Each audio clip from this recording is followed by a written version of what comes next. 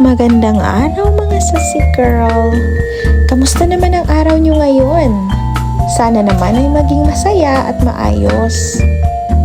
Ang oras na nga pala ngayon dito ay nasa lagpas na ng alas 8, pero kung makikita natin ay madilim pa rin dahil ang sunrise dito ay almost 10 AM na. Tara, hatid na natin ang mga bata sa school. Pwede naman sumakay ng school bus yung mga bata papuntang school.